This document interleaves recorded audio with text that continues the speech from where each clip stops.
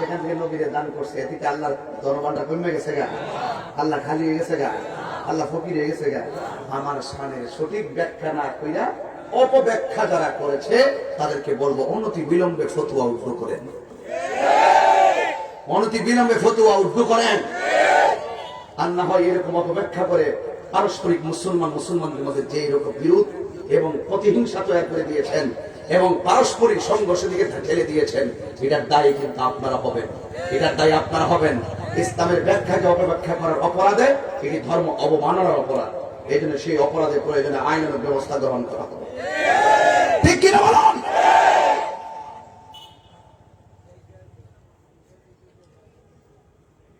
সাবধান বলে দিলাম, তাড়াতাড়ি ফতোয়া উদ্ধার করুন।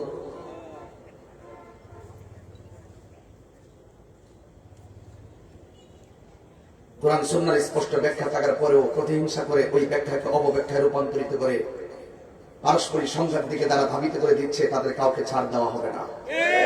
যেখানে কোন ধরনের সংঘাত হবে প্রয়োজনে ওই তারা যারা ফতোয়া দিয়ে হামকি তুমকি দিয়েছে তারাই হবে হুকুমের আসামি, ঠিক কিনা বলেন? তাড়াতাড়ি ফতোয়া উদ্ধার করুন। একটা ফতোয়া দিতে গেলে বহুত চিন্তা ভাবনা করে ফতোয়া দিতে হয়, সাবধান করে দিলাম। কোন জায়গায় কথা বলছেন আন্দাজ পান নাই? তাহিরি দলিল ছাড়া কথা বলে না, ঠিক কিনা বলেন? আপনি মারা যাবেন ফতোয়া দিয়ে, আমিও একদিন মারা যাব। আপনি আমাকে কাফের বলছেন, যদি আমি কাফের না হই তাহলে আপনি কাফের হয়ে যাবেন। ভাবেন তো আপনার কবরটা কি অবস্থা হবে? কাফের কাফের কাফের কাফের কাফের কাফের ফতোয়া দিতে মুসলমানরা যখন পারস্পরিক কামড়া কামড়িতে ব্যস্ত, তখনই ইন্ডিয়াতে কোরআনের 26টা আয়াতকে বাতিল করার জন্য রিট করার সাহস পাইছে, কথা বল ঠিক কিনা বলেন? ফতোয়াবাজি বন্ধ করে। আপনাদের ফতোয়ার কারণে মানুষ কি বলে জানেন? মাছওয়ালাকে মাছ মাছ মাছ মাছ, ওই মাছওয়ালা, রিক্সা রিক্সা রিক্সা রিক্সা, ও রিক্সাওয়ালা। কাফের কাফের কইতাছে কইতাছে, মানুষ আপনার কইতাছে ওই কাফেরওয়ালা। আমরা এমন এক অবস্থা চলে গেছে। এবার ভাবেন, মরতে হবে যে আপনাদের দায়িত্বশীল দায়ী যারা, তাদের কাজ হলো বেঈমানকে ইমানদার বানানো, আর আপনারা একজন ইমানদার মুসলমানকে কাফের বানানোর জন্য একজোটে ফতোয়াবাজি শুরু করছেন, আমাকে কাফের মুশরিক বানাইয়া। একবার ওয়াজের মাঠ থেকে বৈঠক করে ডাক দিয়েছেন, প্রতিরোধে ডাক মেরে দিয়েছেন, ডাক দিয়ে একদম আমার কাফের বানাই দিবেন। আপনাদের দায়িত্বশীল ব্যক্তিদের কাজ তো এটা না। দায়িত্বশীল ব্যক্তির কাজ হলো, যদি কেউ যদি কোনো ধরনের কোনো অপরাধ করে, কেউ যদি কোনো ধরনের অপব্যাখ্যা করে, তার কাছ থেকে জানবেন যে তুমি কেন এটা বলছো। যদি সে ব্যাখ্যা দিতে সামর্থ্য হয় এটা মানবেন, ব্যাখ্যা দিতে সামর্থ্য না হলে বোঝাবেন। না বোঝায় যদি এরপরে যদি সে তার কোরআন সুন্নাহর বিরুদ্ধে অবস্থান নেয়, তখন আপনারা যেটা ফতোয়া দেওয়ার, এটা তো অনেক পরের কথা। আপনাদের দায়িত্ব হলো বেঈমানকে বুঝাইয়া ইমানদার বানানো। আর এখন দেখতেছি প্রতিহিংসা করিয়া ইমানদারকে মুসলমানকে, যেই তাহিরি 19 বছর ধরে কুফরের বিরুদ্ধে ওয়াজ করে, শিরকের বিরুদ্ধে ওয়াজ করে, সেই তাহিরিকে কুফরের দিকে ঠেলে দিচ্ছেন। এটা দায়িত্বশীলদের কাজ হতে পারে না। আমরা তো মারা যাবো ভাই, আমরা তো কবরে যাবো না। কে কদিন থাকবো বলেন তো দেখি? আমি তো চাই যে আপনার জানা যায় আমিও শরীক হই। আমি তো এইটাও চাই যে আমি মারা গেলে আমার জানা যায় আপনি শরীক হন। তো কাফের ফাঁকের মুসলিম বলতে বলতে ইসলামদার 12টা বাজায় দিচ্ছেন বলে আজকে ইহুদি খ্রিস্টানরা মাঝে মাঝে মুসলমানদের ঈমান নিয়ে খেলা করার সুযোগ পায়। করোনা কি এমনি আইছে? জোহারাল ফাসাদু মিনাল বাররি ওয়াল বাহরি বিমা কাসাবাত আইদিন নাস। এই মহামারী যা আসে সব আমাদের হাতের কামাই। আমরা পাপ কাজ করতে করতে করতে করতে করতে করতে খুন খারাপি ঘুষ টুস খাইতে খাইতে খাইতে খাইতে হারাম রে প্রকাশ্যে আরাম বানায় বানাইছি। আল্লাহ কথা ঘুম হারাম করে দিল। করোনা ছাপ আর একটা ছাপা মারছে, এই আগামী কয়েকদিন লাগতেছে। অবস্থা ভয়াবহ। তাড়াতাড়ি শেষ দায়ী করেন, ঘরে পড়ে থাকেন, আল্লাহর কাছে কাঁদেন, আল্লাহ গো জীবনে অনেক গুনাহ করছি, কেমনে কবর আযাব সহ্য করব? ওই কবরের বয়ান দিচ্ছেন আমাদের আলোচনা করার জন্য। এমপি বলেন, মন্ত্রী বলেন, উপজেলার চেয়ারম্যান বলেন, ইউনিয়ন চেয়ারম্যান বলেন, মেম্বার বলেন, কেউ আপনার কবরে আপন হবে না। কেউ আপনার কবরে আপন হবে না। কে আপন হবে, কিভাবে আপনি কবরে সুখ পাবেন, সেই কথাগুলো বলবো। আমার বক্তব্যকে কেউ নেগেটিভ চোখে দেখবেন না। আমি তাহিরি কত সম্মান করি আপনাদেরকে। আমি তাহিরি আকাবেরদেরকে কত সম্মান করি, সবাই বলতো যে তাহিরি সবাইকে শ্রদ্ধা করে, সেই লোকটাকে যখন আপনি অবহেলা করেছেন, হয়তো আমি একটু জবাব দিতে গিয়ে কেউ যদি আমার ব্যাপারে মিথ্যা বলে, যদি আমি নীরব থাকি, তাহলে মিথ্যাটা সত্য হয়ে যাবে, সেই জন্য আমি জবাব দিয়েছি, আর না হয় আমি জবাব দিতাম না। আমার যুবক ভাইরা, আল্লাহ রাব্বুল আলামিন কোরআনুল কারীমের মধ্যে বলেছেন, কাইফ, আমি আল্লাহ রাব্বুল আলামিন তোমাকে যাকে ইচ্ছা করে তাকে রাজত্ব দেই, আমি আল্লাহ যাকে ইচ্ছা করি তার কাছ থেকে রাজত্ব ছিনিয়ে নেই। তোরে আমি এত কিছু দিলাম, তোর মধ্যে একটা গ্যাটা হয়েছে, তাহিরি সব বাবা, কি পাঞ্জাবি, পাগড়ি, কি ব্যবসা, গাড়ি, এমপি, মন্ত্রী, হেলিকপ্টার, স্পিডবোট, রিক্সা, বাস, লোহাগাড়ি, প্রাইভেট কার, কত বাহানা। আল্লাহ কয় সব বাহানা সুম্মা ইউমিতুকুম, একটা থাবা দিয়ে সব শেষ করে দিবে। মৃত্যু নামক থাবা, মৃত্যু নামক থাবা দিয়ে তোর সব পজিশন সেকেন্ডে শেষ। এখন আসার সময় কাদের ভাইয়ারা বলছে তাহির সাহেবের আগমন, শুভেচ্ছা, স্বাগত,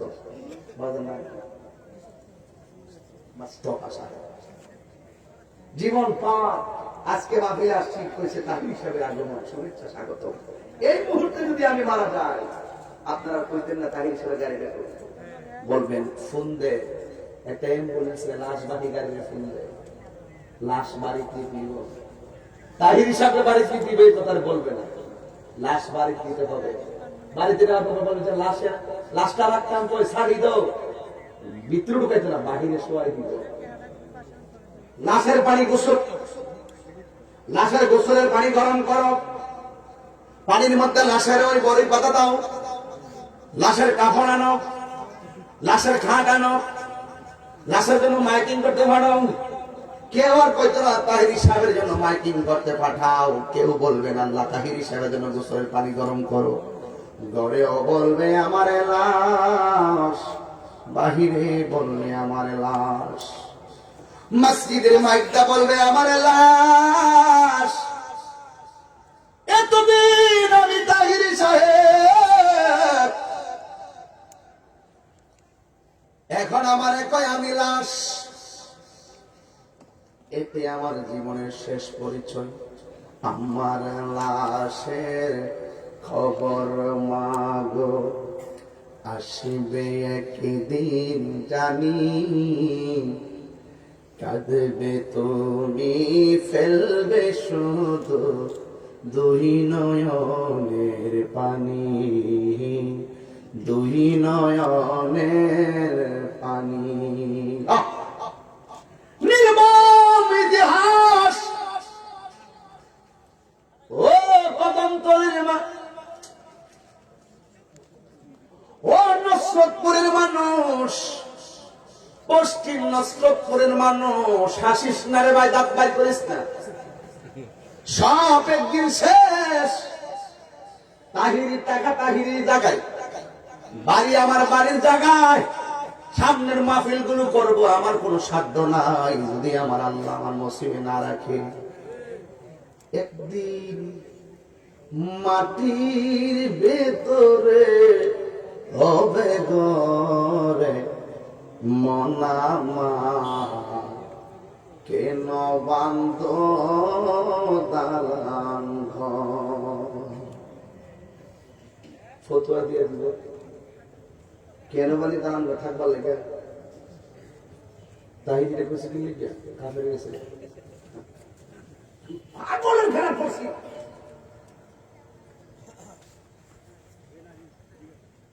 প্রাণ পাখি উড়ে যাবে পিঞ্জুর ছেড়ে,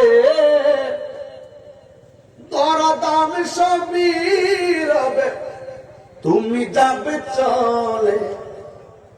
বন্ধু বান্ধব যত, মাতা পিতা তারা শত, হয়ে যাবে সবই তোমার পরে মনামা, কেন বন্ধ দালান ঘর রে মনামা। কেন বান্ধ দালাঙ্গ এ বন্ধুরি ও পশ্চিম নসরতপুরের বাবারা রাস্তা হলো দুইটা একটা হলো ইমানদারের রাস্তা আর একটা হলো বেঈমানের রাস্তা জবান খুলে বলেন আমরা কি শয়তানের রাস্তায় চলবো নাকি আল্লাহর রাস্তায় জোরে বলুন কেন আল্লাহর রাস্তায় চলবো আমাদের খালেক কে আমাদের মালিক কে যিনি আপনারা বানাইছে আল্লাহ বলেন সুম্মা ইলাইহি তুরজাউন তোমাদেরকে আমি আল্লাহ বানিয়েছি তোমরা আবার আমার দিকে ফিরে আসবে যিনি বানাইছেন তার কাছে ফিরে যাবো জবান খুলে বলুন তিনি কে এই জন্য আমার বাবা আল্লাহ কোরআনে বলেন মিনহা খলাকনাকুম ওয়া ফিহা নুঈদুকুম ওয়া মিনহা নুখরিজুকুম তারাতান উখরা এই মাটিতেই তোমাকে সৃষ্টি করা হয়েছে সেই মাটিতেই তোমাকে দাফন করা হবে এই মাটি থেকে একদিন তোমাকে উলঙ্গ অবস্থায় একটা ময়দানে তোলা হবে ওই ময়দানের নাম হলো হাসরের ময়দান দুনিয়ায় কেউ আপন হবে না গো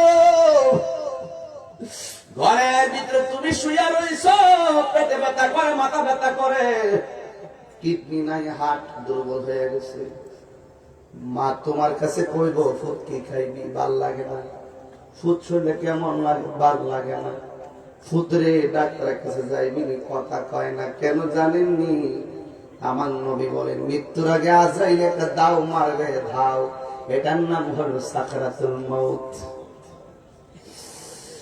আজরাইলের ধাওটা যখন খাইব তার মুখের মধ্যে পানি দিব পানিটা কন্টনারের ভিতরে ঢুকবে না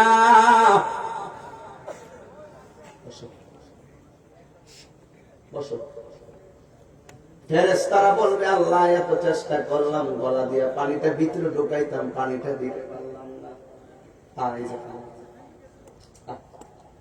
দিলাম খাইলাম এমন একটা সময় আসবে একটা চামচ পানি কন্ট্রোলে যাবে না এই দিক দিয়ে বাইরে ফিরে যাবো খাওয়ার শক্তি থাকবে আল্লাহ বললে ফেরেশতারে হাজার চেষ্টা করলেও ভিতরে পানি যাবে না কারণ আমি আল্লাহ তার রিজিকের দরজায় তালা লাগাইয়া দিছি যতদিন আমি আল্লাহ তাকে রিজিক রেখেছি পানি পান করেছে খাবার খেয়েছে আমি আল্লাহ তালা মাইরা দিছি আর খেতে পারবে না জবান খুলে বলুন রিজিকের মালিক কে পা দিয়ে হাঁটতে পারে না পায়ের ফেরেশতা বলবে আল্লাহ এত চেষ্টা করছি একটা কদম তার জন্য জায়গায় পাই নাই আল্লাহ বলবে যতটা কদম জমিনে বাজেট ছিল সব শেষ হয়ে গেছে পা গোলামসল হইবার আগে মসজিদে যাও জবানটা বন্ধ হওয়ার আগে আল্লাহর জিকির লাগাও চোখটা বন্ধ হওয়ার আগে কোরআন তেলাওয়াত লাগাও সময়ের এক পুরো সময়ের 10 ফুট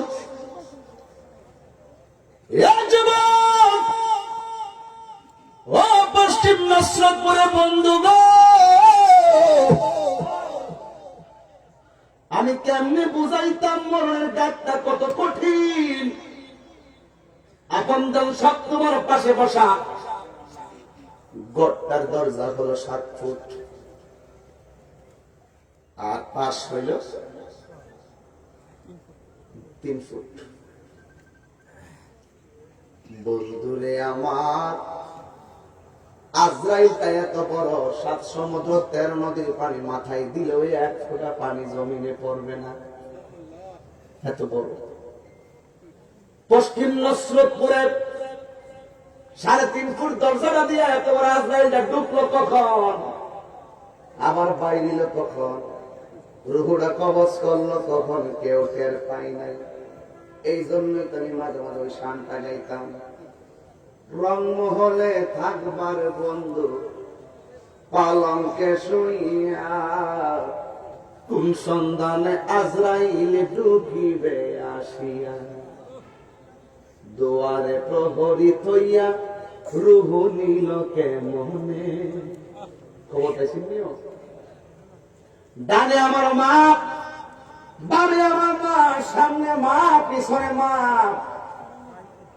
কতগুলা মায়ের দল, খালার দল, সবাই সেখানে জমল।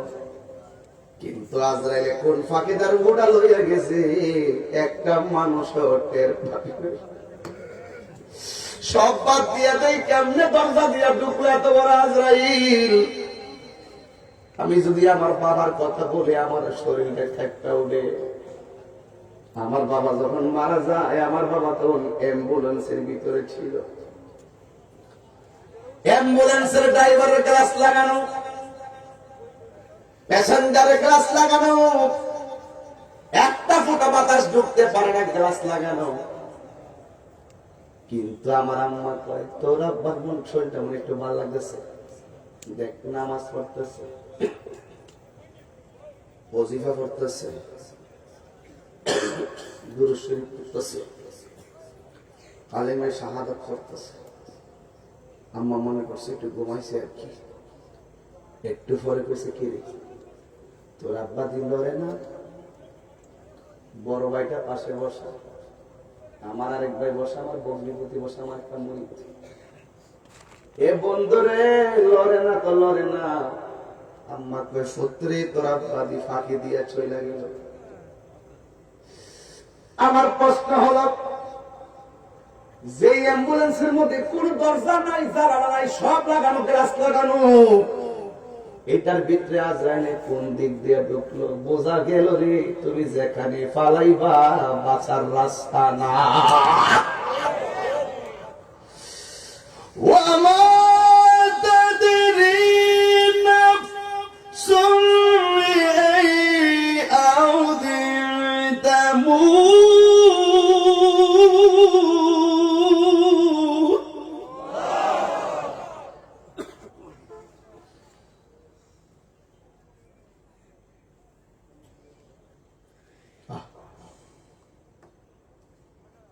যেখানে তুমি পালাইবা সেখানেই তোমার কাছে আজরাইল আসবে।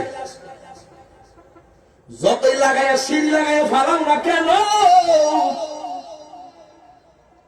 আজরাইল তোমার কাছে আইব। কিন্তু ধরন কিন্তু দুইটা।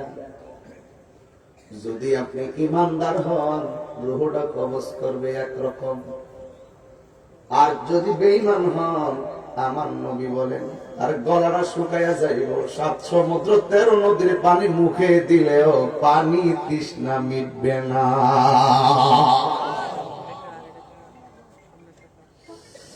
এই জন্য আব্বা নীরব থাকো, বেশি লম্বা করুন না, তবে কথাগুলো বলবো কাটায় কাটায়। ইমানদারের কাছে আজরাইল আইব, আজরাইল আইসা ইমানদারের মাথার কাছে বসবে। সুবহানাল্লাহ। বাজার মুস্তাফা সাহেব চিরুনি আছে না? চিরুনি দিয়ে মাথা আছে, আজরাইলের আঙ্গুল গুলা এইভাবে তার চুলের মধ্যে আজরাইল। সুবহানাল্লাহ। এইভাবে ইমানদারের চুলের মধ্যে আজরাইল আশ্রইব, আর কানের কাছে আজরাইল মুখটা লাগাইব, লাগাই কইব, আমি আইছি তোমার রুহটা নিবার লাগিয়া। সুবহানাল্লাহ। এখন দেখেন ইমানদার কি কয়, গায়ের জোরে কথা হবে না মরণের ঘাটে, বংশের জোরে কথা হবে না কবরের ভিতরে, ক্ষমতার দাপটে কথা চলবে না হাসরের ময়দানে। সবটা জায়গায় খেলা হবে ঈমান আর নেক আমলে। যুবক, এখনো সময় আছে গো। আজকে থেকে ওয়াদা করো, ওয়াদা ওয়াদা। কোন মাহফিল কিন্তু আমি এত ঠান্ডা কথা বলি না। আমার আব্বার কথা মনে হয়েছে ওয়াদার পরে। আর ওই যে ছোট্ট বাচ্চা জানাজানা করছি, কে কখন চলে যাব কেউ বলতে পারে না, ঠিক না বাবা? এই জন্য যুবক আমার, ইমানদারের মাথার কাছে আইসা আশ্রয় দিয়ে দিয়ে কইব, আল্লাহ আমার আমি তোমার রুহুটা এখন নিয়ে যাব, তুমি কি কও? ইমানদার কইল, কি কইতাম মানে তাড়াতাড়ি রুহুটা লইয়া যাও। আর দুনিয়া সিজনুল মুমিনিন, দুনিয়াটা হলো মুমিনদের জন্য জেলখানা, তাড়াতাড়ি রুহুটা লইয়া যাও। আমার মালিকের সঙ্গে দিদারের জন্য মনটা পাগল হয়ে গেছে। তাড়াতাড়ি আমার রুহুটা লইয়া যাও, আমার মনিবের সঙ্গে দেখার জন্য আমার মনটা পাগল পাগল হয়ে আছে। বন্ধুরে, দেখছো নি কেমন কথা? যারা বেঈমান তারা দুনিয়া দুনিয়া করে, যারা ইমানদার দুনিয়ারে তুচ্ছ মনে করে। এই জন্যই তো বাবা আমি মনে করি দুনিয়া আমার কাছে তুচ্ছ, আমার নবীর মহব্বত আমার কাছে সর্বশ্রেষ্ঠ। এবার ইমানদার যখন বলবে তাড়াতাড়ি শুনেন, আল্লাহ তখন একটা ফেরেশতারে বলবে, তুই বৈশা দিছিস কি লাগা, তাড়াতাড়ি যা নসরত কর। গ্রামের নামটা লইছি বোঝানোর জন্য। আবার অনেকে কইব নসরতপুর কোন জায়গা আছে লেখা দেখেন, বড় মুসিবত। এই জন্য ভাঙ্গা দিয়া যায়, কথার কথা বলছি, সব জায়গায় আল্লাহর ক্ষমতা আছে না নাই? নসরতপুর কি আলাদা? ব্যাখ্যা বোঝে না, শুধুমাত্র দলিল খুঁজেন। সব জায়গায় দলিল খুঁজছেন। মানসুর হাল্লাজ আনার হক হয়েছে, শরীয়তের মৌলবী ফতোয়া দিছে, কিন্তু মানসুর হাল্লাজের মাকাম আল্লাহ বাড়ায় দিছে। সবার কাছে দলিল চাইেন না। এই জন্য আমার আব্বু ওই আল্লাহ ডাক দিয়া বলবে, ও ফেরেশতা তুই তাড়াতাড়ি যা, ইমানদারের রুহটা এখন কবজ হবে। আজরাইলে বলছে বসছে মাথার গোড়ায়, তুই যাইয়া বসবি দুইটা চোখের মাঝখানে। ইমানদার দুইটা চোখের মাঝখানে ওই ফেরেশতা বসবে। আমার আল্লাহ ওই ফেরেশতার কাছে দুইটা জিনিস দিয়া দিছে, একটা হলো একটা সাদা কাপড়, আর একটা হলো আতরের বোতল। আল্লাহ বলেন, ও ফেরেশতা ওই আতরটা মেশকে আম্বারের মতন গান, যে আতরটা কাপড়ের মধ্যে খাইলা দে, ওই কাপড়টার মধ্যে যখন মাইখা দিবে তখন একটা গ্রান শুরু হয়ে যাবে, গ্রান। এই গ্রানটা যখন ইমানদার নাকের কাছে লাগাইয়া দিব, ওই দিকটা আজরাইলের রূহ কবজ করো। ইমানদারে ওই কাপড়ের গ্রানটা নিতে নিতে নিতে নিতে এমন একটা ভাব আগো ভাব, ছোট বাচ্চা মায়ের স্তন থেকে দুধ পান করতে করতে যেমনে ঘুমায়া যায়, আজরাইলের রূহটা কাইরা নিয়ে যাইব, ওই ইমানদার এমন ভাবে ঘুমায়া যাবে।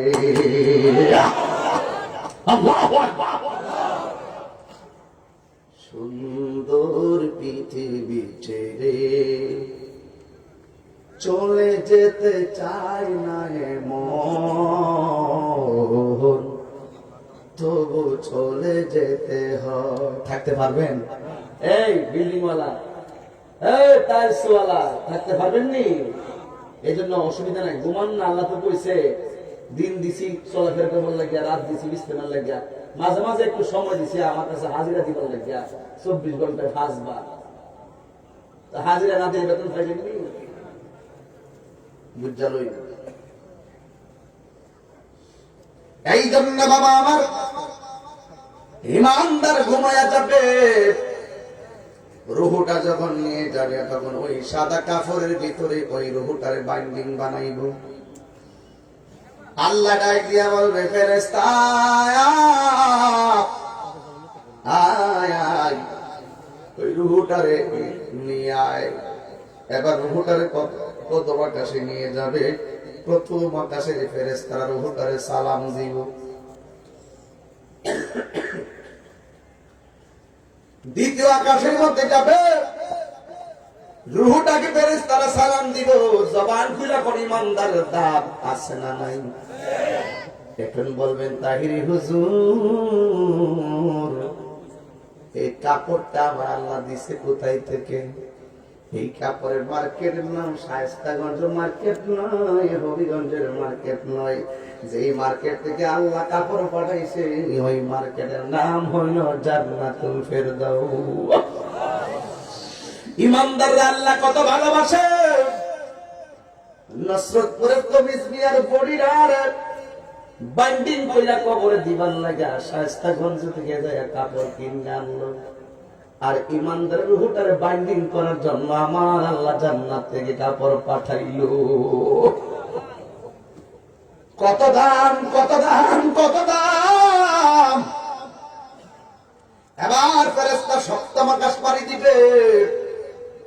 এবার আমার আল্লাহ একটা আওয়াজ দেয়, ইয়া আইয়াতুহান নাফসুল মুতমাইন্নাহ ইরজিই ইলা রাব্বিকি রাদিয়াতান মারদিয়াহ ফাদখুলি ফি ইবাদি ওয়াদখুলি জান্নাতি। ওই বান্দার রূহটার ব্যাপারে আল্লাহ কইব, ফেরেশতা গো,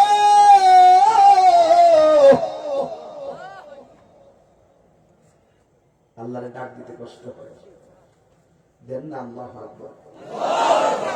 এই জবানটা ছেড়ে কোন না আল্লাহু আকবার। আমার আল্লাহ বলেন, ও ফেরেশতা, আমার পাগলের রূহটা রাখার জন্য আমি আল্লাহ একটা বাড়ি বানাইছি। ওই বাড়ির নাম হলো ইল্লিন। আর বেঈমানের রূহটা যেখানে রাখবে ওই জায়গার নাম হলো সিজ্জিন। সিজ্জিন জায়গাটা বড় কষ্টের জায়গা, আর ইল্লিন জায়গাটা বড় সুখের জায়গা। রূহটারে ওখানে নিয়ে প্রথম রাখবে। আর এই দিক দিয়ে তমিজউদ্দিনের বডিটারে সুন্দর করে শায়েস্তাগঞ্জের কাফন দিয়ে বাইন্ডিং করছে। কাপড় হলো 3টা। কাপড় কয়টা?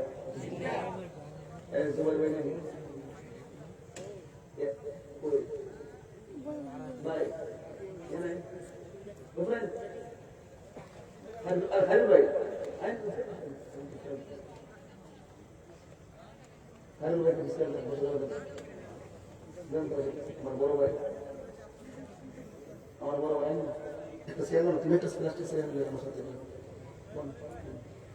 অসুবিধা নাই। এটা একদম একটা ছেলে এখানে আমার পাশে দাও, আমার বাচ্চা আমার এই পাশে দাও। আমার বড় ভাই, আমি যে কাজ দিয়ে আমাদের সাথে পড়তাম তখন আমার সিনিয়র ভাই, ডাকতাম বড় ভাই, বড় ভাই পেয়ে। আর আমার আদর করতো ছোট ভাই পেয়ে। এখন আমার অনেক মহব্বত করে। এটা ভাই আমি না করে আমি কমুকি লেগে আদর্শ আপনাদের কাছ থেকে শিখছি। অনেক আদর করতেন, অনেক মহব্বত করতেন। এই আদর্শ ঠিক আছে, আলহামদুলিল্লাহ। আপনি কি বেজা হয়েছেন? মানলাম ইয়ারহাম সাগীরানা ওয়া লাম ইউআক্কির কাবীরানা ফালাইসা মিন্না। ভাই আমার অনেক স্নেহ করতেন। এই মায়াটা এখন আমার মনে আছে, আলহামদুলিল্লাহ। কষ্ট হতেছে আপনারা? আমি কি বেশি লম্বা করে ফেলতেছি নাকি? আমার একটু সময় দেন, দেখেন আমি আস্তে করে একটা সিলেবাস দিয়ে যাব যে কোন পথে চললে আমরা মরণটা এভাবে হবে। আগে একটু পুরস্কারের কথাই বলতেছি, বোঝার জন্য বলছি। এই দিক দিয়ে তো মিসমিয়ার বডিটারে কয়টা কাপড়? পুরুষের কাপড় কয়টা? মহিলার কাপড় জোরে কে আল্লাহু আকবার বলবেন। দাড়ির ব্যাপারে ষড়যন্ত্র হয়েছে কয়েকদিন আগে আরাম, যদিও ওনার চাকরিটা আবার ফিরিয়ে দিচ্ছে, কিন্তু জীবনে এই কামটা করেন না। দেখেন আংটিটা কেমন লাগতেছে? কালো আংটিটা কি খারাপ লাগে? ঘড়িটা খারাপ লাগে? পাঞ্জাবিটা? আমি মারা গেলে আংটিটা খুলে রেখে দিব, ঘড়িটা খুলে রেখে দিব, পাঞ্জাবিটা খুলে রেখে দিব, কিন্তু আমার দাড়ি রাখতে হবে। তখন তোমার মরণের কালে যদি দাড়িটা থাকে তৈরি না হয়ে যেতে, দাড়ি যদি না হই তাহে আলাদা এলাকা দিলে দাড়িটা রাখিয়ে দেন। বাবা ওই ছোট্ট বাচ্চারা দিয়ে ওয়াজটা শুরু করছি, এটা মাথাতে রেখে কেন শুরু করছি? যে মরার কোনো বয়স নাই, যে কোনো মুহূর্তে আসলে তোমার কাছে আসতে পারে। এই জন্য আমি ছোট বাচ্চা দিয়ে বয়ানটা শুরু করছি, বিবেকে খারাপ করার জন্য। বিবেক, তোমার বড় আদালত, প্রশ্ন করো কি বলতে চাচ্ছি আমি। 3.5 বছরের বাচ্চা কেন? ওই দিন গেলাম চান্দিনা তোমার দেবীর দ্বার, তাই দেবীদার প্রেম এলাকা আছে। আমার ভাই একজন মনটা খারাপ হয়ে গেল। মনটা খারাপ কেন? হুজুর বাচ্চাটা হয়েছে হওয়া 2 দিন না 3 দিন পরে বাচ্চার মাটা মারা গেছে। কেউ পেটের মধ্যে কত হাজার হাজার লাথি খাইছে মা, সন্তানটা বেঁচে আছে, সন্তানের মাটা মারা গেছে। ওই মা কখনো কল্পনা করে নাই যে আমি আমার ছেলেকে না দেখে এভাবে মারা যাব। আমার বহুত তোমরা, আমি তার সান্ত্বনা দিয়েছিলাম কি জানেন? একটা কথা বলছিলাম, তুমি কাঁদো কেন? তুমি কি হাদিসে পড়ো নাই? ডেলিভারিতে যে মহিলা মারা যায় আল্লাহ তাকে শহীদের মর্যাদা দান করে। সেদিন থেকে উনি কয়, হুজুর আমি যতই অপরাধী হই তাইলে হয়তো আমি গর্ব করে বলতে পারবো যে আমি একজন শহীদের আমি স্বামী। বুঝছেন? অনেক ডেলিভারিতে বাচ্চা হওয়ার পরে একটা চিৎকার দিয়ে মারা যায়। তো আল্লাহ কেন করায়? আল্লাহর ক্ষমতা কি বোঝানোর জন্য।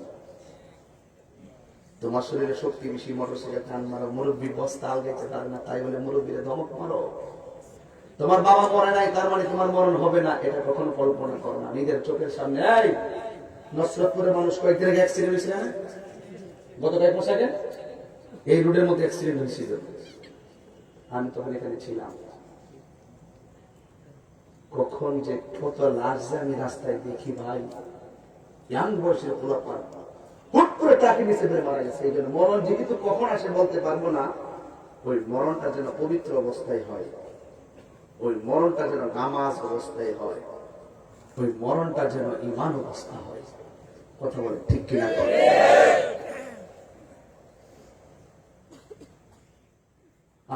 অনেক কঠিন তো, মরণ অনেক কঠিন।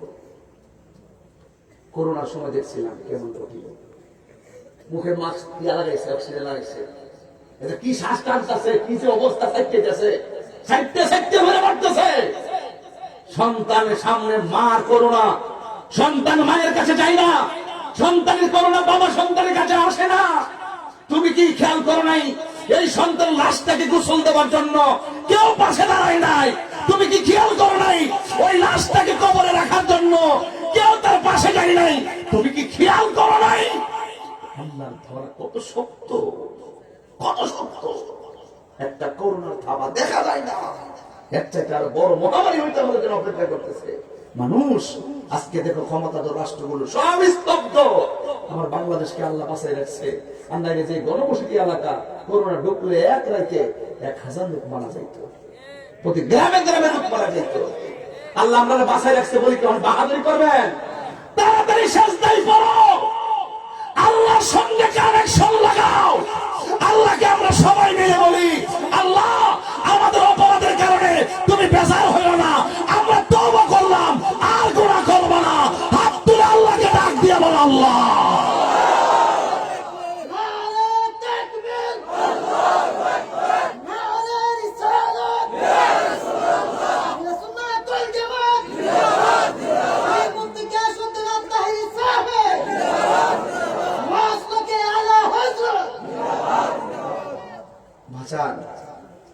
আমার কথায় কেউ রাগ করবেন না, আমার কথায় কেউ বিরক্ত হবেন না।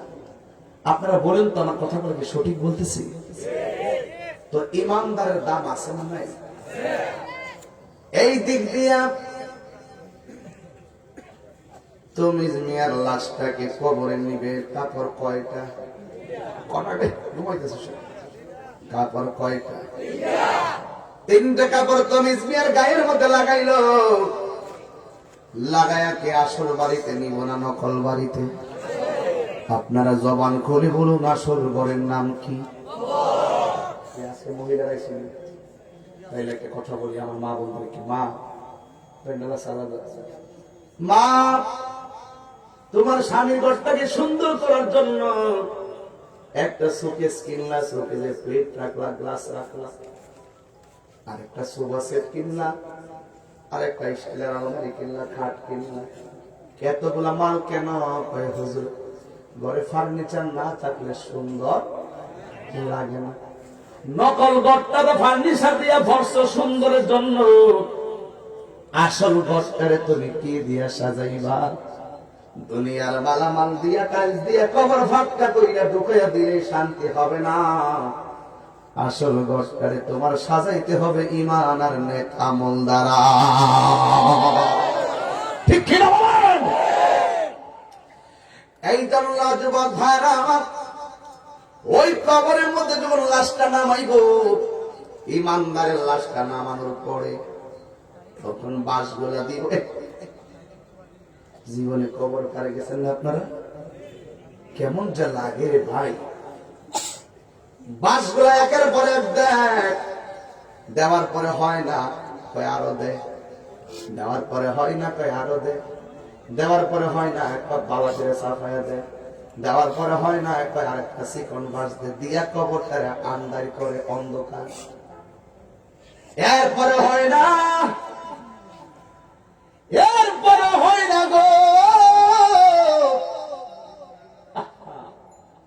এরপর আরেকটা চাটি দিয়ে দে, চাটি, এরপর হয় না, উপরে ইচ্ছে মতো মাটি দে, মাটি দিয়া এরপর হয় না, আর একটা কাগজ দে, দিয়া দুই কোনা দিয়া পাথর দিয়া আর মাটি দিয়া ডাকনা দিয়া দে।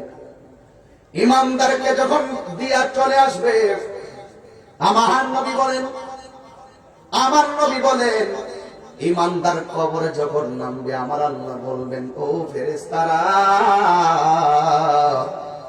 যা যা আমার ইমানদারের ঘরে নামাইছে, আমার ইমানদারের পরীক্ষা হবে, পরীক্ষা,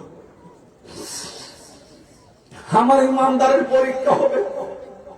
স্বয়ং আল্লাহ যার পক্ষে কথা বলতেছে, ওই মানুষটা নষ্টপুর হইতে পারে, এই মানুষটার দাম কম না বেশি?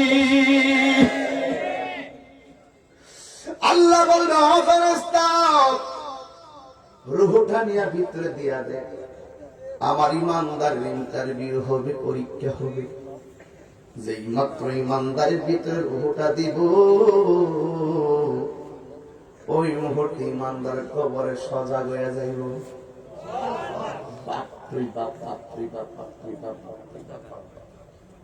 আল্লাহু আকবার, আল্লাহু আকবার। ডানে মাটি, বামে মাটি, উপরে মাটি, নিচে মাটি।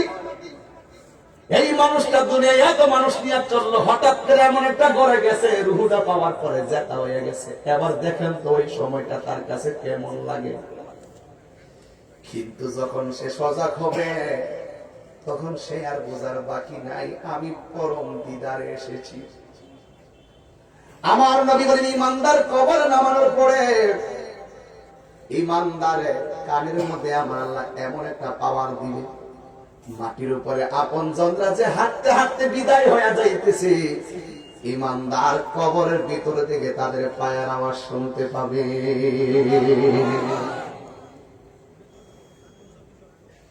এবার ইমানদার সজাগ, ডানে মাটি, বামে মাটি গো। হঠাৎ করে কবরের ভিতরে দুইজন ফেরেশতা আসবে। মুনকার নকির, তুমি দাঁড়াও বাবা, তুমি দাঁড়াও, বড় জন দাঁড়াও, দাঁড়াও, কষ্ট নিয়ে আসবা। নাম কি?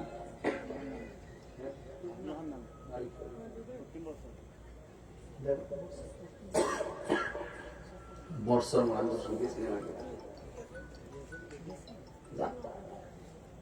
গত শুক্রবারে, আগের শুক্রবারে কি দিয়ে ভাত খাইছে মনে নাই। স্বাস্থ্য মন্ত্রী ইসলামী স্বাস্থ্য কাতারকে দেখা হয়েছে, মনে আছে? মনে নাই।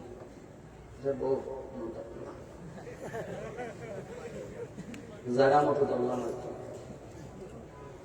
গত শুক্রবারে কি দিয়ে খাইছে তার মনে নাই। বলো 3 দিন আগে স্বাস্থ্য করলো, কার সঙ্গে দেখা হয়েছে মনে নাই। এখন যদি বলে আজকে দিনের বেলা কয়টা কথা কইছো, আমার হিসাব তো কত মনে নাই। আজকে দিনের বেলা কার সাথে কি কথা কইছো, একটা একটা করে হিসাব দাও, কয় মনে নাই। আল্লাহ কয়, কিরামান কাতিবিনা ইয়ালামুনা মা তাফআলুন।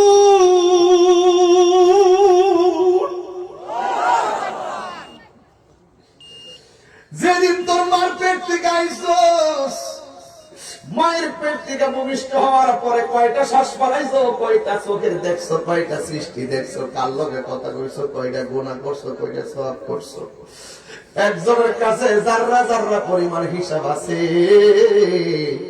নসরতপুরের বাবারা দিলটা নরম কইরা একবার ডাক দিয়া বলো তিনি কে? একটা হিসাব দিলাম তারে, পালাইবা কোথায় যাইয়া নাই। আল্লাহ বলবে ও ফেরেশতা রূহ দেব। রূহ দেওয়ার পরে কবরের ভিতরে এইভাবে কাফনে কাফর দিয়া বাইন্ডিং হয়ে শুয়ে থাকবো। জোরে কোন সুবহানাল্লাহ। এইভাবে শুয়ে থাকবো, এইভাবে শুয়ে থাকবো। গাটটা ফিরাই দিও পশ্চিম দিকে, সজাগ হয়ে থাকবে। ইমানদারে হঠাৎ করে দেখবে কবর উপর দিয়ে একটা আওয়াজ হইতেছে, আস্তে করে দুইজন দুই পাশে আয়সা দাঁড়াইব। আয়সা ইমানদারে সালাম দিব, দিয়া তারে এইভাবে এইভাবে শুয়ে থাকবে, এইভাবে তারে বসাইব। বসাইয়া বলবে মার রাব্বুকা। ইমানদার বলবে রব্বি আল্লাহ। ওয়া মা দীনুকা, বলবে দিনী আল ইসলাম। ওয়া মা কুনতা তাকুলু ফি হক্কি হাযা রাজুল, এই লোকটা সম্পর্কে তুমি কি ধারণা করতে? তখন বলবে তিনি আমার জান, তিনি আমার ঈমান। তিনটা প্রশ্নের উত্তর তো সুন্দর করে দিব। আল্লাহ বলবে ফেরেশতারে, আমার পাগল পরীক্ষায় পাস করছে, আমার প্রেমিকটা তিনটা কাপড় লই আইছে, এই ফাতলা কাপড় দিয়ে কেমনে থাকবো? জান্নাতের ভিতরে যা যাই, আমার পাগলের জন্য সুন্দর একটা বিছানা না, আমার পাগলের জন্য গালিচা বানায় দে।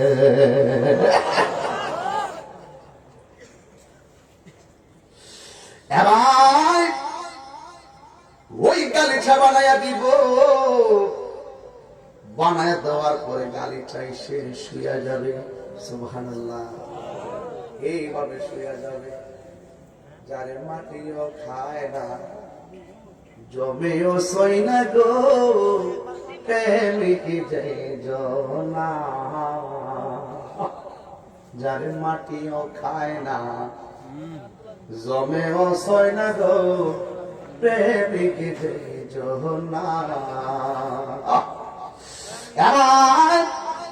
ইমানদার কবরে এমনি শুয়ে থাকবো।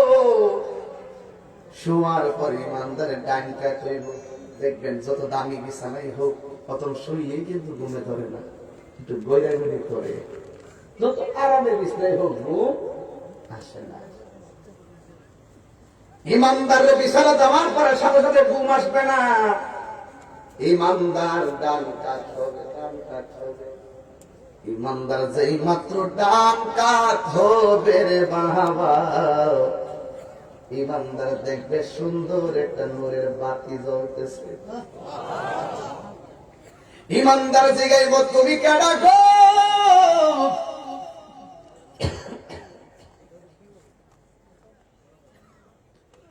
তুমি কে?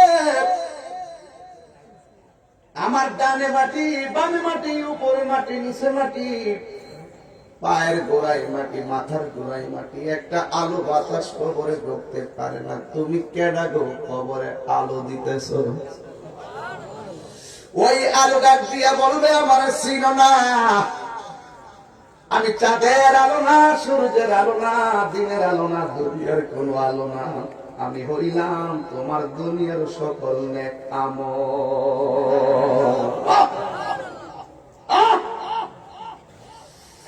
এরপরে ইমানদার ডান কাতে শুইব। ইমানদার ডান কাতে শুয়ে আবার বাম কাতে যাবে, বাম কাতে শুইব। আল্লাহ কয় ফেরেশতা, আমার পাগল শুইছে, জান্নাতের বরাবর একটা হাওয়া দিয়া দে, জান্নাত থেকে একটা নূরের হাওয়া কবর দিয়া দে। না গরম না শীত, আরাম আর আরাম। وبشر الذين آمنوا وعملوا الصالحات أن لهم جنات تجري من تحتها الأنهار এই মুমিনদের জন্য শুভ সংবাদ ওই ইমানদার বাম কাত হওয়ার পরে আর একটা নূরের আলো দেখবে ইমানদার জিজ্ঞাসা তুমি কেডা গো কে আমার চিনো না আমি হইলাম দুনিয়ায় তোমার কোরআন তেলাওয়াত এ যুবক ভাইরা ইমানদার কবর নূরে আলোকিত হয়ে গেল জান্নাতি বিছানা চলে আসলো জান্নাতি হাওয়া ইমানদারের কবরে চলে আসলো এখন ইমানদার ওই বিছানার মধ্যে ইমানদার ঘুমায়া যাবে এখন বললেন তাহিরি হুজুর ইমানদার কতক্ষণ পর্যন্ত ঘুমাবে হাদিস শরীফে প্রমাণ হলো ইসরাফিল সিংহা ফু দেওয়ার আগ পর্যন্ত ইমানদার ঘুমায়া থাকবে এবার ইমানদার ঘুম থেকে উঠার পরে বলবে হারে এই মাত্র ঘুমাইলাম ক্যাডারে আমার ঘুম থেকে জাগ্রত করলো অথচ ইমানদার ঘুমের ভিতরে কোটি কোটি বিলিয়ন মিলিয়ন বছর পার করে দিছে ইমানদার যারা পরিমাণ টের পাই নাই এমন মরণ আমরা রইব নি এই মরণ তাহির কপালে সুবর্ণি গো নবী ও আমার আল্লাহ এমন মরণ আমরা নসিব করে দিও এমন মরণ আমরা নসিব করে দিও কিন্তু তুমি যদি বেঈমান হয়ে যাও বেঈমান হওয়ার পরে এই যুবক বেঈমান হওয়ার পরে ওই কবরে যাওয়ার পরে আমার নবী বলে ওই কবরের মতো কি আযাব কত ভয়ঙ্কর হিসাব আমি তো এই হাদিস পড়তে যাই পাগলের মতন করি মাঝে মাঝে একটা সাপ থাকবে কবরে তার শাস্তি দেওয়ার জন্য এই সাপটা হবে 450 কিলোমিটার লম্বা সর্বনাশ এই এলাকায় যদি 20 হাত একটা সাপ ধরা পড়ে টেলিভিশনে নিউজে চলে যাবে কথা কোন ঠিক কিনা 450 কিলোমিটার লম্বা সাপের দাঁতগুলো 70 গজ চোখগুলো আগুনের থেকে 70 গুণ লাল মাথায় থাকবে মহিলাদের চুলের মতন চুলের গুছা গায়ে থাকবে এমন দুর্গন্ধ এই দুর্গন্ধ যদি পৃথিবীর কারো নাকে 1 সেকেন্ডের জন্য লাগতো ওই মানুষটার দুর্গন্ধে মারা যাইত বেঈমানকে শাস্তি দেওয়ার জন্য এমন সাপ আল্লাহ দিল কবর শুধু তাই নয় বেঈমানদের কবরে আরেকটা শাস্তি আমাদেরকে প্রথম শাস্তিটা বড় ভয়ঙ্কর কোনটা ডান পাশের মাটিগুলো এক প্রান্তে যাবে বাম পাশের মাটিগুলো আরেক প্রান্তে যাবে দুনিয়াতে চল্লা ঘুষ খাইছো সুদ খাইছো নামাজ পড়ো নাই মার মনে কষ্ট দিছো মাটির কবরে তুমি যাইবা তোমার কি মনে নাই মিনহা খলাকনাকুম এই মাটিতে ওয়াফিহা নুইদুকুম এই মাটিতে তোমাকে দাফন করা হবে এই জন্য মাটি তোরে কেমন জোরে একটা চাপা মারবো রে আমার নসরত করে বাবা আমার তো মনে চাইতেছে নসরতপুরের গুরুস্থানে যাইবার লাগে আমার মন চাইতেছে নসরতপুরের গুরুস্থানে যাইতাম আল্লাহ যদি আমার এমন পাওয়ার দিত আমি কবরটা খুঁড়তাম খুঁজে তারে জিগাইতাম তুমি যে কবরে আইছো কবরের মাটিটা কেমন ব্যবহার তোমার সঙ্গে করছে সে যদি বেঈমান হয় আমারে কয়া দিত তাহিরি রে কবরের মাটির চাপাটা এমন ভয়ঙ্কর তুলার মতন নরম করে মাটির সঙ্গে হাড্ডি গুলা গুড়া দ্বারা বানাইয়া ফেলবে কিন্তু তোমার মরণ হবে না এমন ভাবে কবর মাটি চাপা মারব তোমার কান্নার আওয়াজ পৃথিবীর কেউ শুনবে না আমার নবী বলেন কবরে তার কান্নার আওয়াজ যদি পৃথিবীর কেউ শুনতো তাহলে ওই মানুষটার কান্নার আওয়াজ যদি কারো কানে লাগতো ওই কানে লাগার ফলে তার কানের পর্দা ফেটে রক্তক্ষরণ হতে হতে সুস্থ মানুষটা মারা যাইতো। এর নাম কি? পশ্চিম নসরতপুর। পশ্চিম নসরতপুর।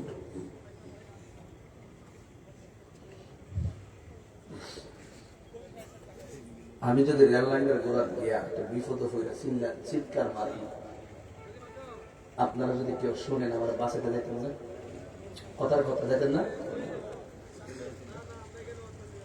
আমার একটা মনে আছে, গত কয়েক মাস আগে আমার মুড়িদের আব্বা মারা গেছিল।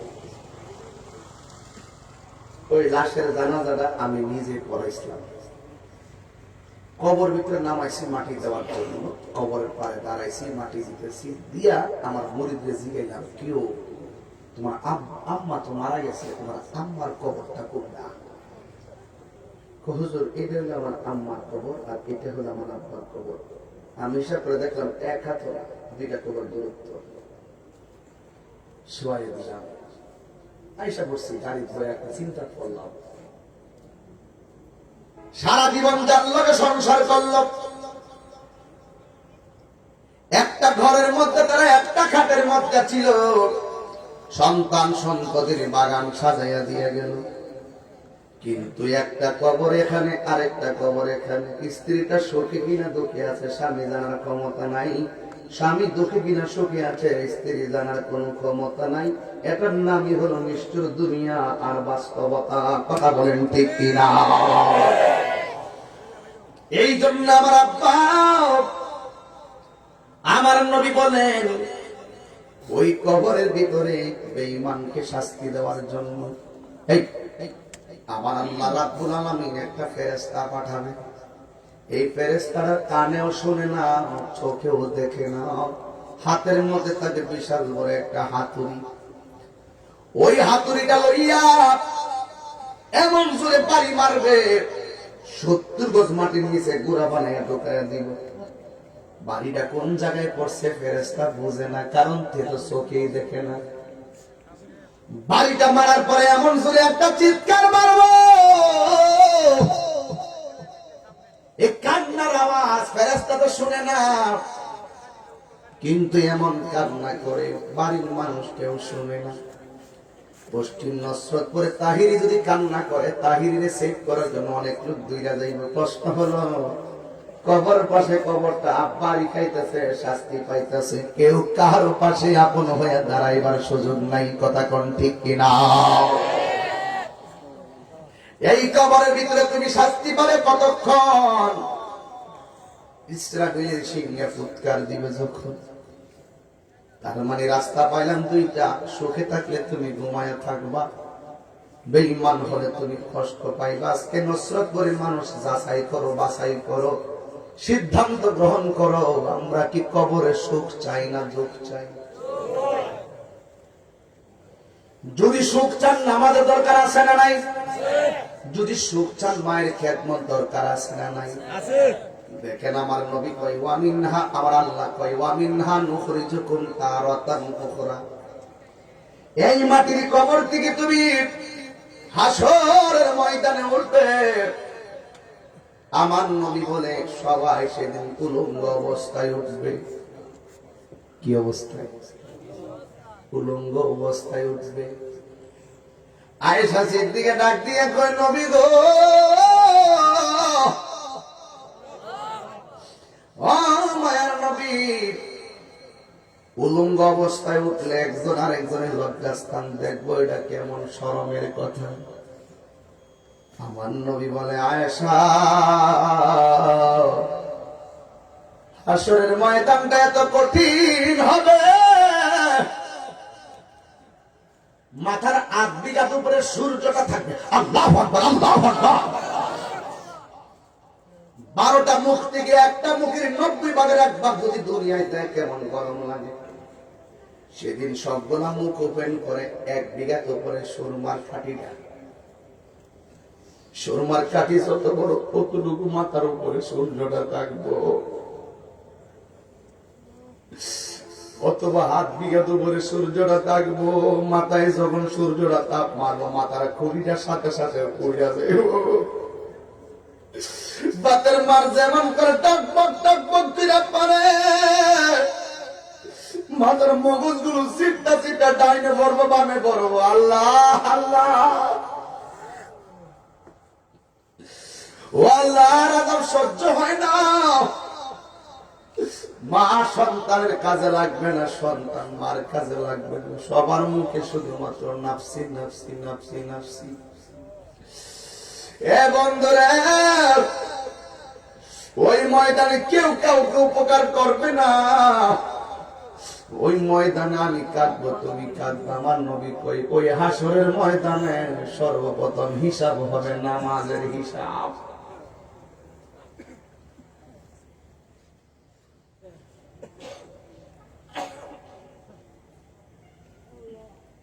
এখন যদি বলি কয়জন লোক এশার নামাজ পড়ছেন, কয়জন লোক মাগরিব পড়ছেন, ফেল করবেন 90%।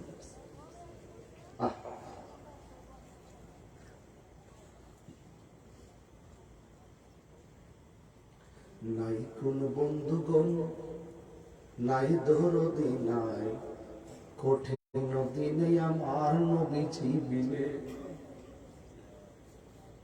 কেন তাহির নবী নবী করে, কেন পশ্চিম নসরত করে পোড়াপান করে মন গুলা মরে গেছে।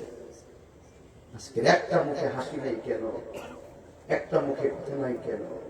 প্রত্যেকটার চোখের পানিতে ছলছল করছে, প্রত্যেকটার ভিতরে রুহুটা একটাই কারণ, খবর আযাব আমরা সহ্য করতে পারবো না। আমরা গুনাহগার ডাকিবারে বার, আমরা গুনাহগার ডাকিবারে বার। তুমি দয়া না করিলে, তুমি দয়া পাবো কার? আমরা গুনাহগার ডাকিবারে বার, আমরা গুনাহগার। কণ্ঠটা খুললে আল্লাহ ডাকতো না, যা অতীতে যা হবার হয়ে গেছে, এবার ভবিষ্যতে করে গুনাহ না হয়। বলেন, তুমি দয়া না করিলে, তুমি দয়া পাবো কার?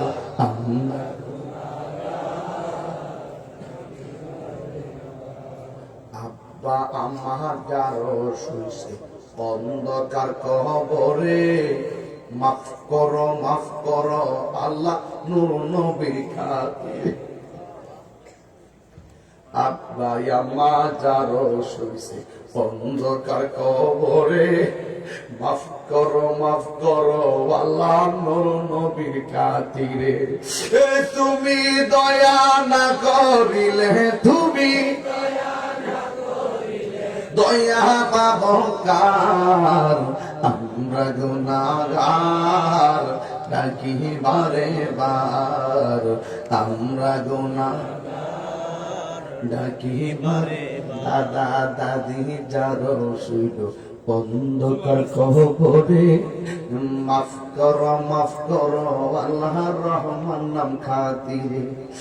দাদা দাদি শুইল যারো, নানা নানি শুইল যারো অন্ধকার কবরে, মাফ করো আল্লাহ গাফফার নাম খাতিরে।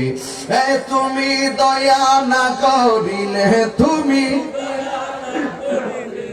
দয়া পাবো কার?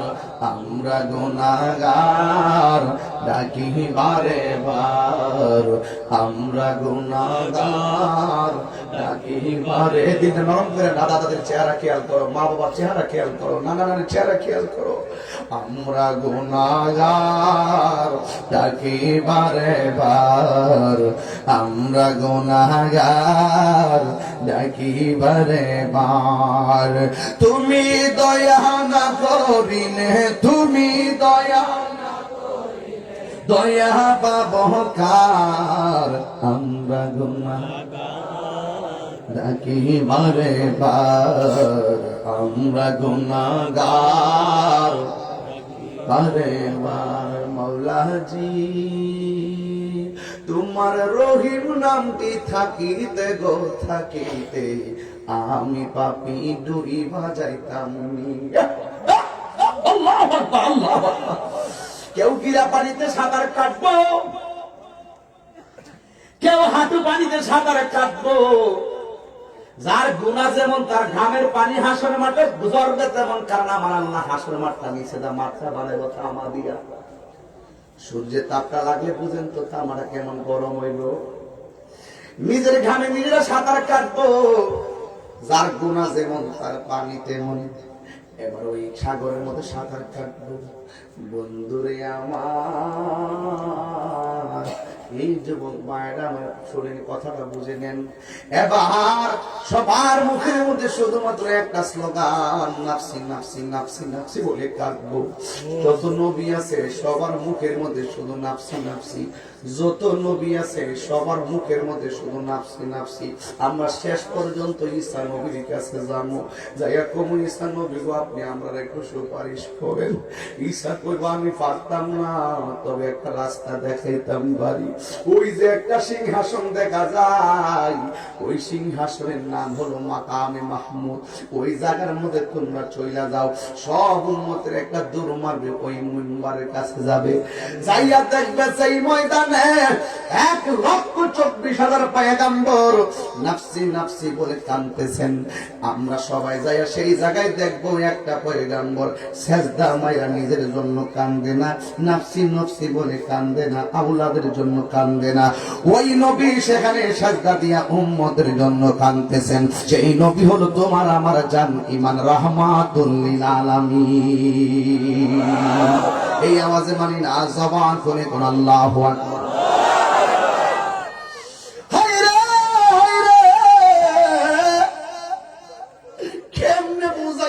কেমনে বুঝাইতাম আমার নবী বলেন, হাসর ময়দানে কিছু কিছু মানুষের, কিছু কিছু মহিলাদের মাথার চুলগুলো নিচে দিয়া জোলাই আগুন লাগাই দিব।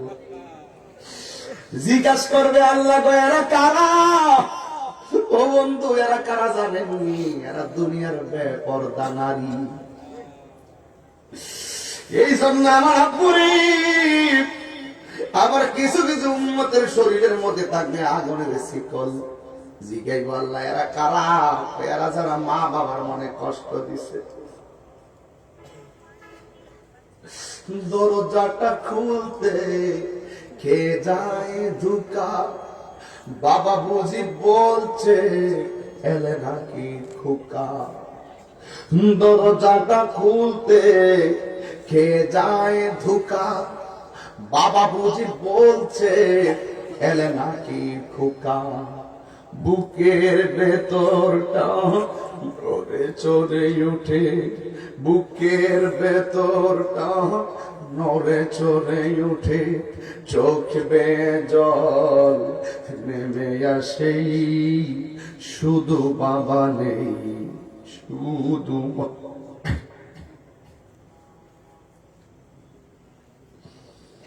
জানি ফিরে পাবো না হারানো তিথি, বাবা শুধু তাহিরির প্রেমে বাঁধা স্মৃতি।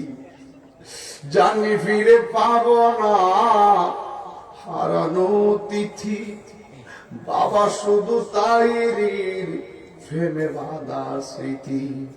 বুকের ভেতরটা নড়ে চড়ে উঠে, চোখ বেয়ে জল নেমে আসে, শুধু মানে শুধু মানে এই শুধু বাবা নে, শুধু বাবা নে। এই তোলা কান্দস কান, অনেক মুরব্বী চোখের পানি ফেলায় কান্দে। আব্বা আব্বা আম্মা বুঝে মারা গেছে না, অনেক বছর হচ্ছে, বাপ মার ঘরটা ঠিকই আছে, বাপ মা নাই, বাড়িওয়ালা নাই রে বাড়ি, নাই রে দুনিয়াতে। মাগো তোমার মতো লই না কেহ, আমায় কোলে আনি, আঁচল দিয়ে মোচে নাকি, আঁচল দিয়ে মুছে নাকি, আমার চোখের পানি, হায়রে মা জননী আমার, হায়রে মা জননী। মাগো তোমার মতো অনেক পোলাপন আছে মায়ের হাতে রাতের খাবার খায় আসতে পারে নাই। অনেক পোলাপন আছে রাত্রে বারে যায় ডাক দিব মা দুনিয়াতে। অনেক পোলাপন বাড়িতে যাইবো আম্মা নাই কারে ডাক দিব। অনেকে বাড়িতে যাই আব্বারে দেখতে পারবো না, বাবা কবরে।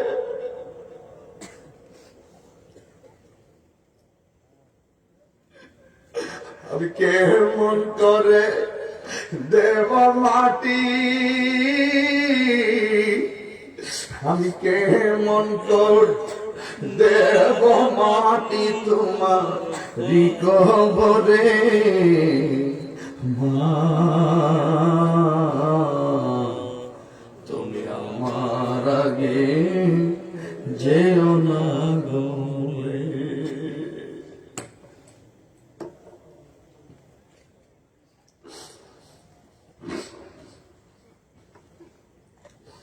ওই বাপটা যার নাই তার মতন পাগল আর কেউ না। যুবক তোর মুখের হাসি গেল কই? 1.5 ঘন্টা পার হয়ে গেছে, একটা পোলাপান দিয়ে হাসি দিলি না। বুঝছি আমরা গুনাহ করতে করতে বড় আসামি হয়ে গেছি। হে বন্ধুরে, নবীর কাছে আমরা যা কম, নবী তুমি আমরা সুপারিশ করো। নবী আমার মাথা মোবারক তুলবে না, নবী আমার মাথা মোবারক তুলবে না। কেন তুলবে না জাননি? আল্লাহ তখন কাহার থাকবে, আল্লাহর সামনে কেউ কথা বলবে সাহস নাই। নবী আমার পয়দা থাকতে মনে মনে পায় জিন্দিকে বর পয়দা থাকলো, আল্লাহ যতক্ষণ আমার ডাক দিবে না আমি উঠতাম না। উম্মতে ডাকে নবী উঠে না। উম্মতকে নবী গো দুনিয়াতে যায় উম্মতের জন্য কাঁদছো। পাথরের আঘাত খাইয়া খাইয়া উম্মতের জন্য কাঁদছো। রওজা মুবারকে পড়ে থাকা উম্মতের জন্য কাঁদছো। এখনো তুমি উম্মতের জন্য কান্দো। ও নবী তোমার উম্মত দিয়ে তোমার পাশে নবী গো, তুমি কেন মাথা মোবারক তুলো না? এবার আমার নবী আল্লাহর হুকুমের আশায় থেকে পড়ে থাকবে। নবী যখন উম্মতের ডাক শুনলেও নবী উঠে না। আল্লাহ রহমতের দরিয়ায় একটা বন্ধ নবীর প্রেমের জোশ মারছে। আল্লাহ ডাক দিয়া ইয়া মুহাম্মদ ইরফা রাসাকা ওয়াসালতু তাওয়াশফা'তু শাফা। ও বন্ধু আপনার মাথা মুবারক তুলেন। আমি আল্লাহ জানি কে নেককার, আমি আল্লাহ জানি কেডা বদকার, আমি আল্লাহ জানি কে জান্নাতি, আমি আল্লাহ জানি কে জাহান্নামী, আমি আল্লাহ জানি কার ওজন কত হবে। এরপর টানাইছি মিজান, প্রমাণ করব তুমি বন্ধু নবীর কত শান। এ বন্ধু মাথা মুবারক তুলেন। ওয়াসালতুকা, আপনি আমার কাছে চান আমি আপনাকে দিব। ওয়াশফা'তু শাফা, আপনি আমার কাছে সুপারিশ করুন, আমি আল্লাহ আপনার সুপারিশ কবুল করব। এই জন্য আমার বন্ধু নবী হাসরের ময়দানে সুপারিশ করার ক্ষমতা আছে না নাই? নবীর সুপারিশ আমরা চাই কি চাই না? নবী বলেন আমার কিছু পাগল আছে, আমার আল্লাহ আছে অনেক মহব্বত করে। আমার কিছু পাগল আছে আল্লাহর সঙ্গে শরীক করে না। আমার কিছু পাগল আছে আমার বড় মহব্বত করে, কিন্তু নামাজ পড়ার সময় পড়ছে কিন্তু পড়ার মতো পড়ে নাই। রোজা রাখার সময় রাখছে কিন্তু রাখার মতো রাখে নাই। হজ করার সময় করছে করার মতো করে নাই। কিন্তু এদের অন্তরে আমার ভালোবাসাটা অনেক ভয়ঙ্কর ছিল। আমার বিরুদ্ধে কথা বললে তারা ফসে উঠতো, আল্লাহর বিরুদ্ধে কে কথা বললে তারা দাঁড়িয়ে যেত। আল্লাহর সঙ্গে কাউকে শরীক করে নাই, কিন্তু নামাজ ছাড়ার পরে তারা কবিরা গুনাহগার হয়ে যাবে। কিন্তু তাদের অন্তরে থাকবে আমি নবীর প্রতি অগাধ ভালোবাসা, আল্লাহর প্রতি অগাধ ভালোবাসা।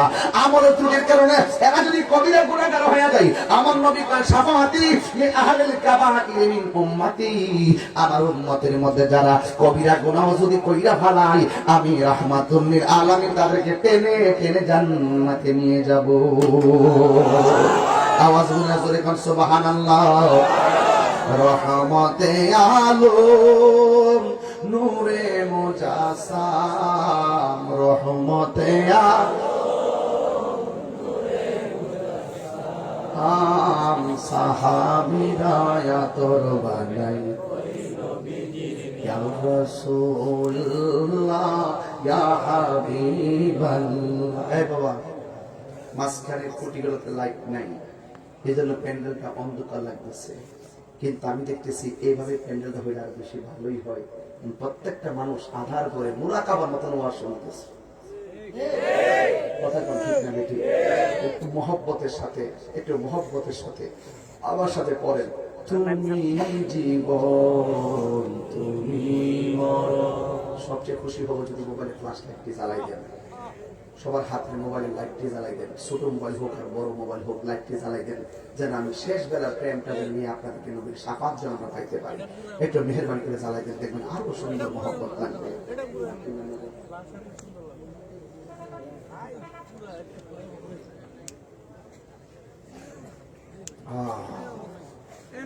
আল্লাহ আমাদেরকে নবীর দিদার নসিব করো, আমিন কোন।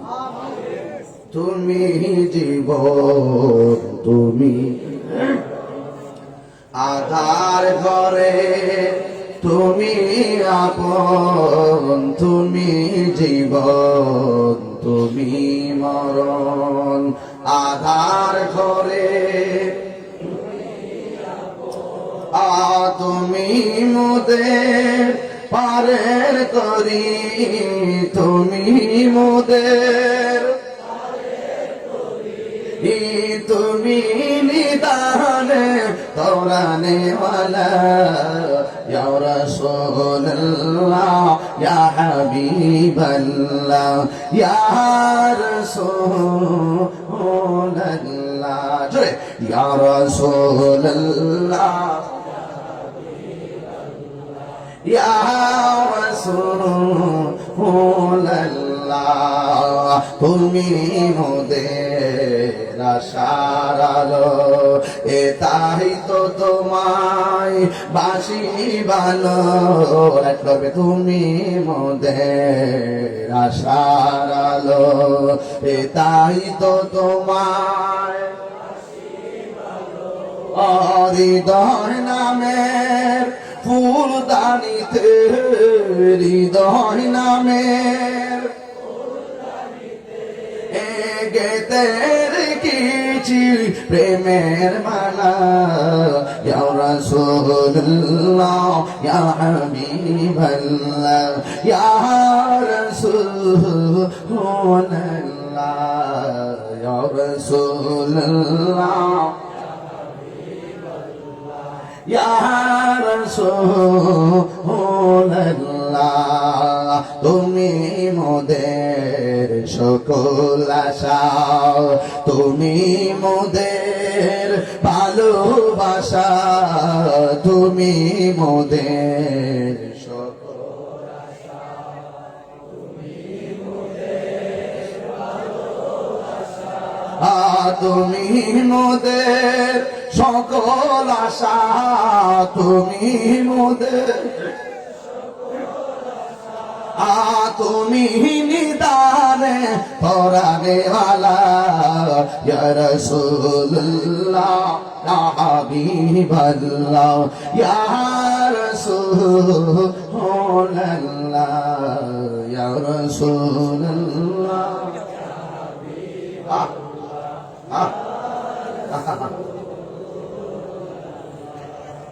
মারহাবা বলে সত্যি করে বলুন, আমার নবীর সুপারিশ আমরা চাই কি চাই? কবরে আমার নবীর শরীরে থাকার ক্ষমতা আছে না নাই?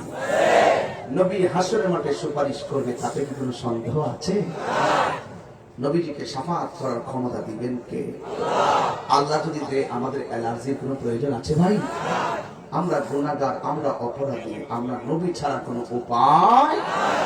ওই নবীর মহব্বতে কিছু নগদ টাকা দিবেন। এখন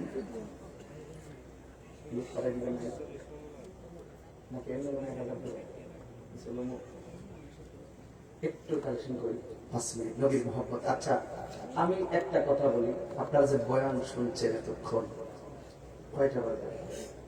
1.25 ঘন্টা হয়ে গেছে প্রায়। আপনারা যে বক্তব্য শুনছেন, একটা নীতি কথা বলবেন, মানে ন্যায্য কথা বলবেন। আমি কি কোরআন সুন্নাহ আর যথার্থ কথা ছাড়া কি কোনো বাহিরে কথা বলছি? জানার নাম ইমান না, মানার নাম ইমান। আজকে থেকে নামাজে দাঁড়াই যাবেন, মা বাবার খেদমত করবেন। একজন মা অনুরোধ করছে আমার আজান শুনতে। এই প্রথম কোন এক মা আমার আজান শুনতে চেয়েছে। আমি যেহেতু মাকে ভালোবাসি, এই জন্য আমার মায়ের কথাটা রাখলাম। উনি ঢাকা থেকে আসছেন, আমি জানি না, আমি তাকে চিনি না। আমি আমার কাছ থেকে আজানটা জানতে চেয়েছেন, এই আমার এক মা, আমি আজানটা দিব ইনশাআল্লাহ। কিন্তু অনুরোধ করবো 5 ওয়াক্ত নামাজের দরকার আছে না? আল্লাহ আল্লাহ গো, তুমি কবুল করো। বাজান আজানটা দিব। কেউ কিন্তু উঠবেন না, কেউ উঠবেন না, নীরবে বসবেন। শুধু 5 মিনিট সময়। 5 মিনিটের ভিতরে মা বাবা পরে আছে কবরের ভিতরে, টাকা পরে আছে পকেটের ভিতরে, দিয়ে দিবেন মা বাবার মাগফিরাতের জন্য। এমন একটা মায়ের পাগল হাত তুলে কও, আজকের মাহফিলে আমি নগদ দিব 1000 টাকা।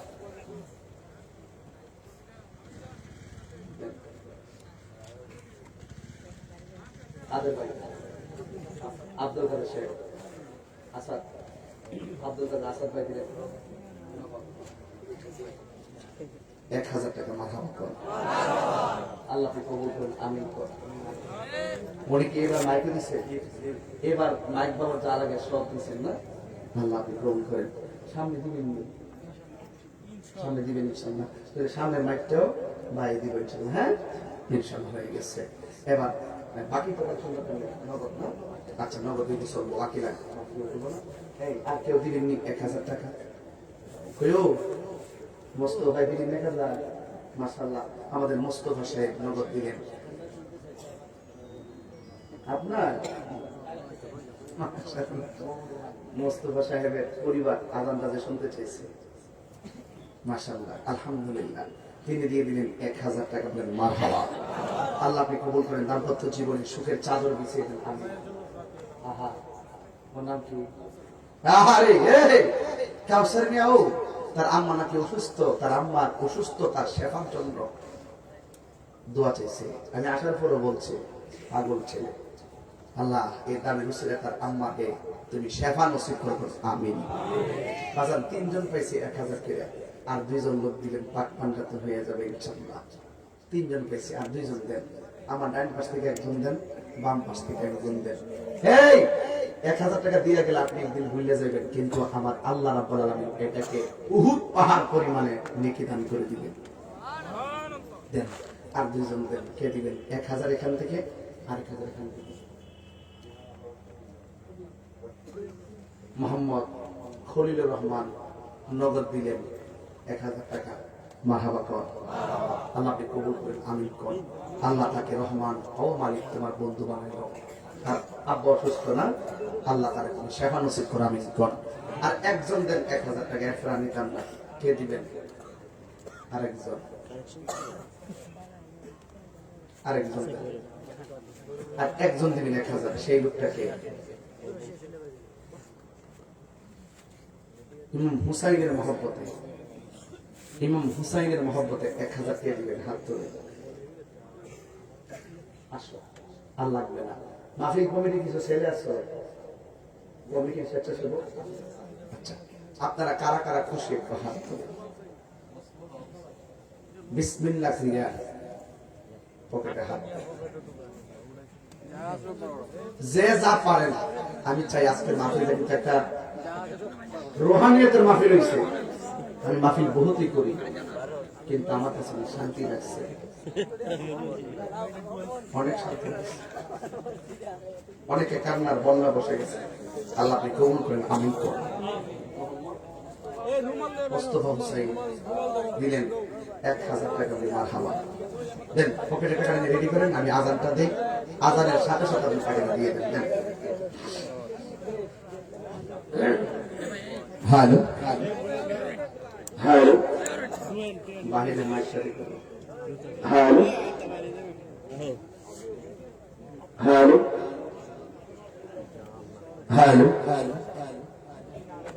আল্লাহু আকবার, আল্লাহু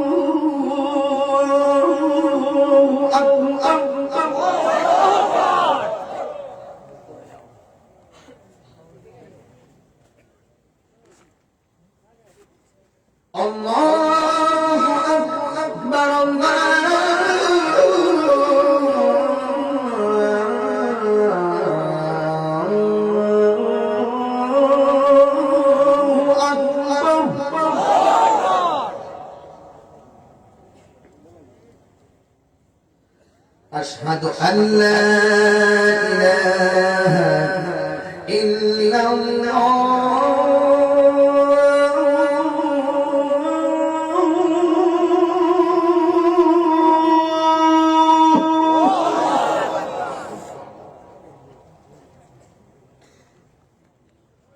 আশহাদু আল্লা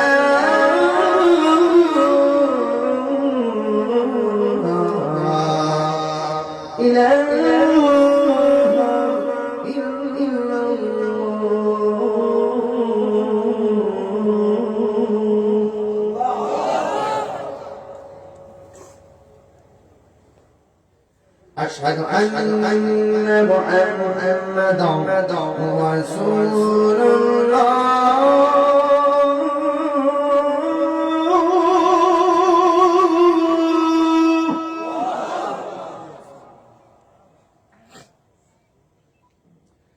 أشهد أن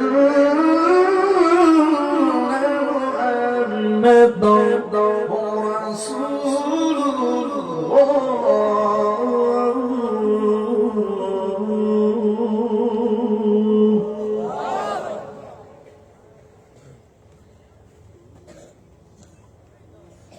حي على الصلاة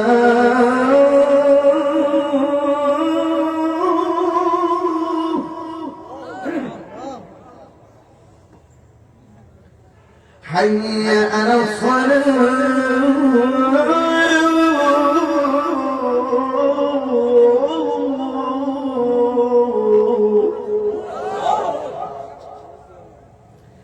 حي على الفلاح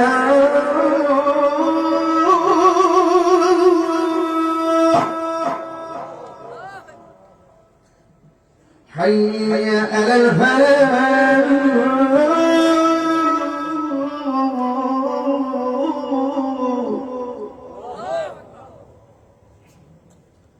الله أكبر الله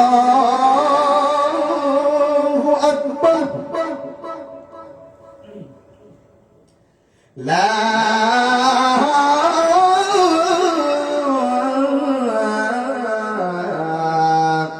إله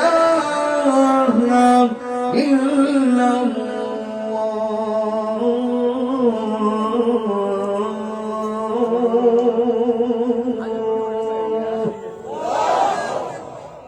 খুশি না বেজার খুশি না বেজার নামাজ কি বলো না কাজ আছে কাজ কে বলো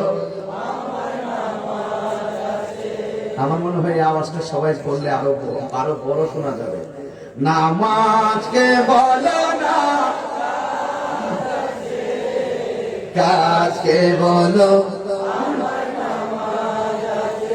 নামাজ বিহীন পর পারে কি জবাব দিবে তুমি ফজর কাটে ঘুমের ঘরে জোহর কাজে কাজে আসর কাটে খেলাধুলায় মাগরিব মাঝে মাঝে নামাজকে বলো না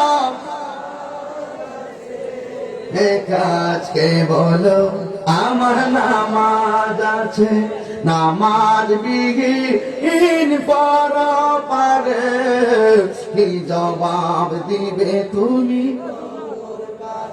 মারহাবা কর হুজুরকে নিয়ে আসো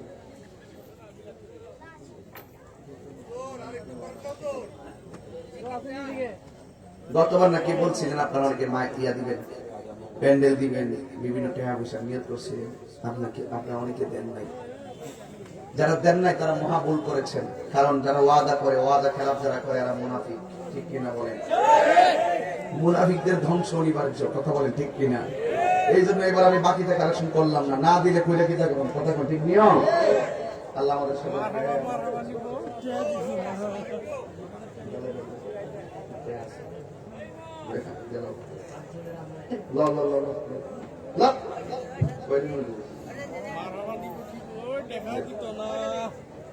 বাকি আছে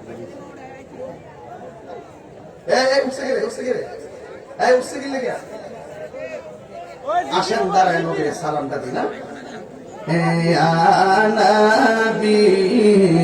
সালাম।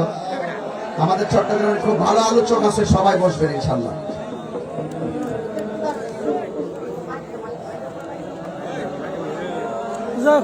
খুলেন